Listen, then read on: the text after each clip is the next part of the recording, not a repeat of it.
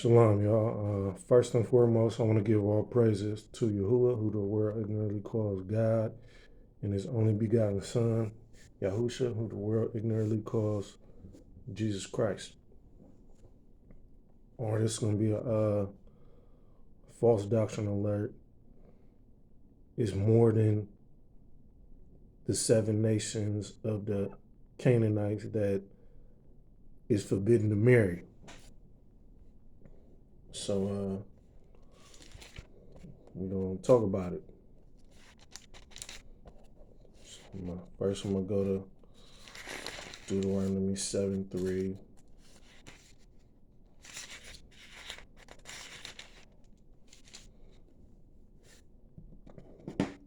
Deuteronomy 7:3. Neither shall you make marriages with them. Your daughter you shall not give unto his son, nor his daughter shall you take unto your son. Verse 4. For they will turn away your son from following me, that they may serve other gods. So will the anger of Yahuwah be kindled against you, and destroy you suddenly. Now that's just like the precept in Exodus to say, you shall make no covenants with them. So we're going to talk about it. It was talking about, that verse was talking about all the nations that lived around the Israelites, not just the Canaanite tribes. You wasn't supposed to marry no Ammonite. You wasn't supposed to marry no Moabite, no Amorite, the Hittites, and none of that. And let's show and prove in the scripture. We're gonna go to Deuteronomy 23.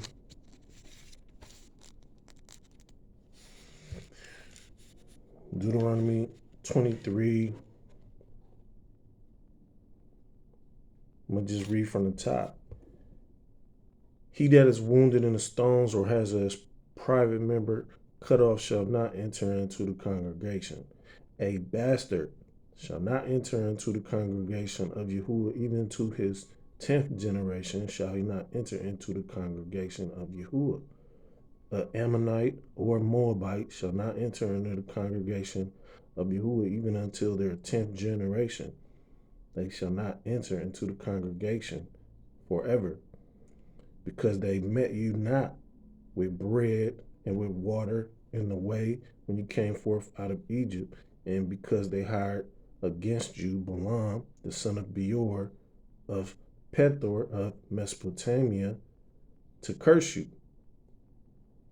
Nevertheless, Yahuwah, your Almighty, would not listen to Balaam, but Yahuwah, your Almighty, turned the curse into a blessing unto you, because Yahuwah, your Almighty, loved you. Verse 6. You shall not seek their peace, nor their prosperity all your days forever. So if you marry an Ammonite or a Moabite or an Amorite, well, I ain't gonna say Amorite because this passage is specific to Moab and Ammon. If you marry an Ammonite and a Moabite, you violating Deuteronomy 7:3 and Deuteronomy 23:6. And that's how you prove Ruth wasn't a Moabite by blood. But anyway, that's another topic. You could check out one of my other videos on that. I did a couple. But when you marry a woman, that's seeking their peace and their prosperity. Excuse me. And just like just like with Ruth, just like what Naomi told Ruth. Let's watch. This is Ruth chapter 3, verse 1. Then Naomi, her mother-in-law, said to her, my daughter, Shall I not seek rest for you, that it may be well with you? So she was trying to find her a husband. That's seeking her peace. So that's in violation of Deuteronomy 23:6. If she was in fact a Moabite by blood. But I'm trying to stay on topic. Let's go to Sirach 35:25.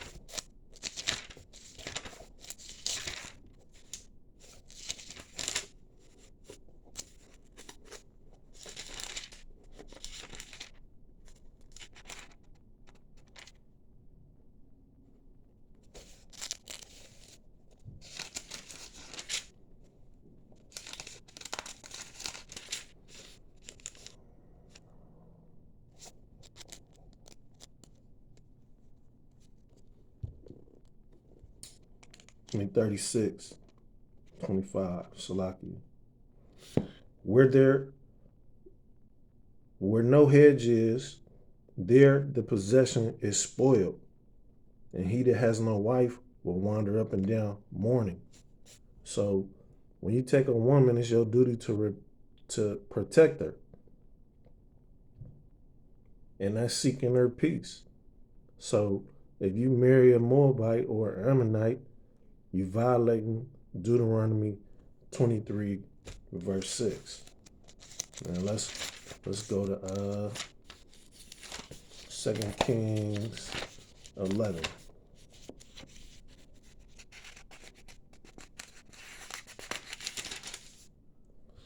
Second Kings 11.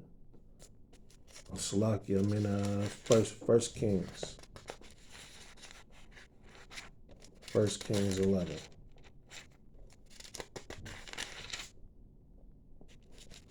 First Kings 11.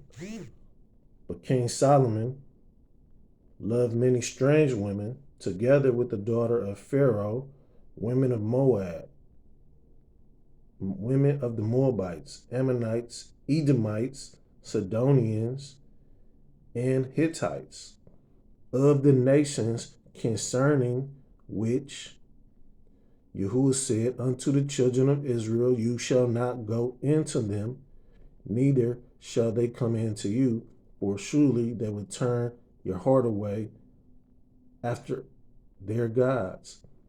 Solomon clave unto these in love. So there you have it right there. Is the prophet wrote it down. You ain't supposed to marry women of the Moabites, the Ammonites, the Edomites, or the Sidonians and Hittites. So it's not just specific to the Canaanite tribes. And the sidebar say Exodus 34:16. So let's go. Let's get that one since it's right there.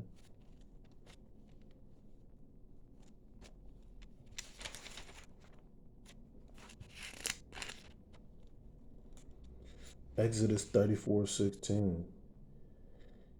And let's start with 15.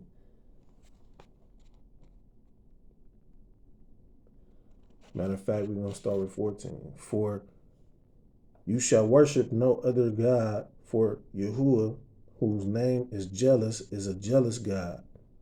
Lest you make a covenant with the inhabitants of the land, and they go a whoring after their gods, and do sacrifice to their gods.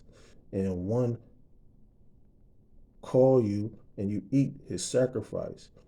And you take of their daughters unto your sons, and their daughters go a whoring after their gods, and make your sons go a whoring after their gods. So it wasn't just specific to the Canaanite tribes. As I keep saying, it's wrong to take a Moabite and an Ammonite as your wife also. What else? Let me check my notes. Let's go to let's check Ezra 9.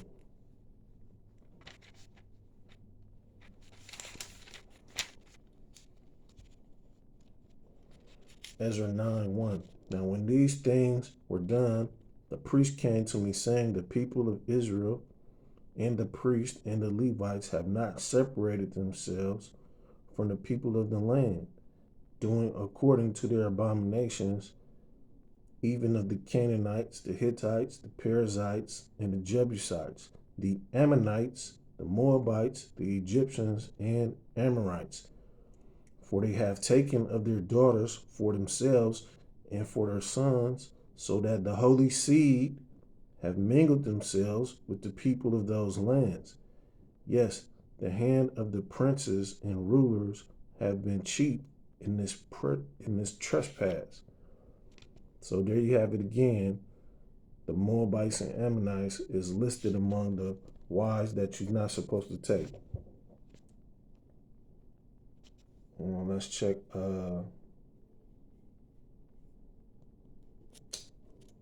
That can't be right. Let's see. I think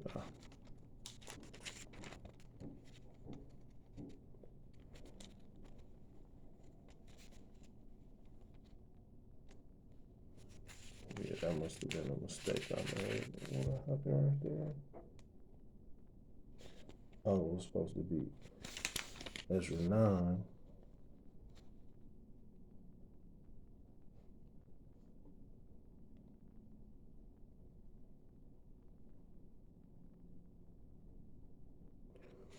Okay, Ezra 9, let's start at 10. And now, oh, our ruler, what shall we say after this? For we have forsaken your commandments, which you have commanded by your servants the prophets, saying, the land unto which you go to possess is an unclean land, with the filthiness of the people of the land, with their abominations which have filled it from one end to the other with their uncleanness. Now therefore give not your daughters, neither their sons, Salakia. Now therefore give not your daughters unto their sons, neither take their daughters unto your sons, nor seek their peace or their wealth forever, that you may be strong and eat the good of the land and leave it for an inheritance to your children forever. Now that ties into Deuteronomy 7:3, and that ties into Deuteronomy 23:6.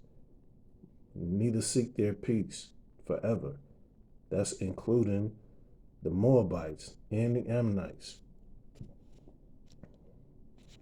What's the other one? 10:10.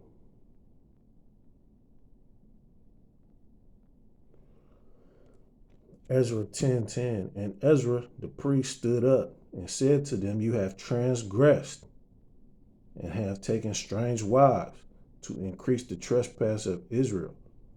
Now therefore make confession unto Yahuwah Almighty, Yahuwah ruler of your fathers, and do his pleasure, and separate yourselves from the people of the land and from the strange wives.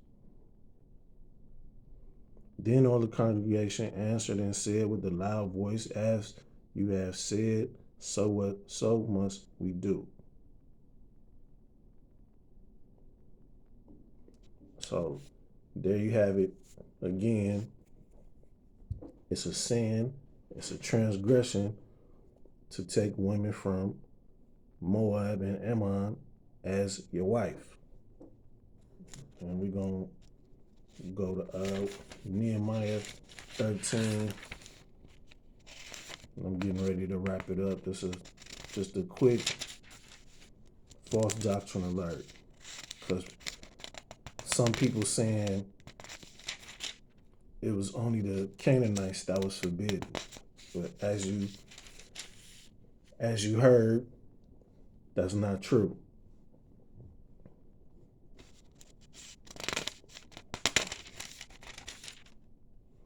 It's Nehemiah 23. In those days, Also saw I Jews that had married wives of Ashdod, of Ammon, and Moab.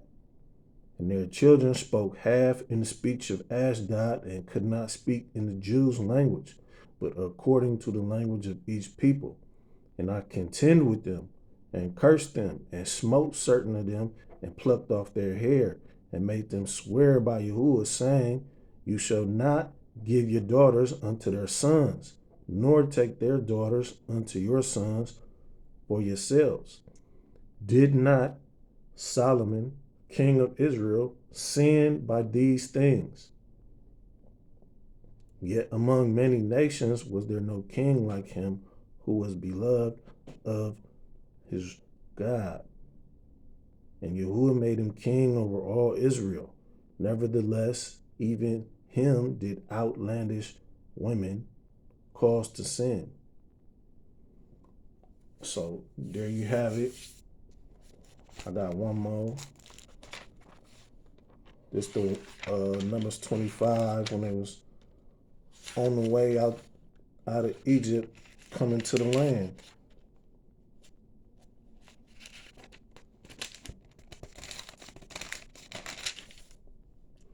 Numbers 25. And Israel abode in Shittim, and the people began to commit whoredom with the daughters of Moab. And they called the people unto the sacrifices of their gods, and the people did eat and bow down to their gods. And Israel joined himself unto Baal Peor, and the anger of Yahuwah was kindled against Israel. And Yahuwah said to Moses, Take all the heads of the people and hang them up before Yahuwah against the sun, that the fierce anger of Yahuwah may be turned away from Israel. And Moses said unto the judges of Israel, Slay you every one, his men that were joined to Baal Peor. And behold, one of the children of Israel came and brought unto his brothers a Midianitish woman in the sight of Moses, and in the sight of all the congregation of the children of Israel, who were weeping before the door of the tabernacle of the congregation. And when Phinehas, the son of Eleazar, the son of Aaron the priest, saw it, he rose up from among the congregation and took a javelin in his hand, and he went after the man of Israel into the tent and thrust both of them through, the man of Israel and the woman, through her belly. So the plague was stayed from the children of Israel. So you see, Yahuwah punished the people because they was mingling with the Moabites. He even sent the plague upon the people. So there you have it. There's several witnesses in the scripture that say you're not supposed to be marrying no Moabite, Ammonite. And with that, I'm going to close out. All praise to Yahuwah. I know the truth, and I'm going to keep learning it for the rest of my life. Shalom.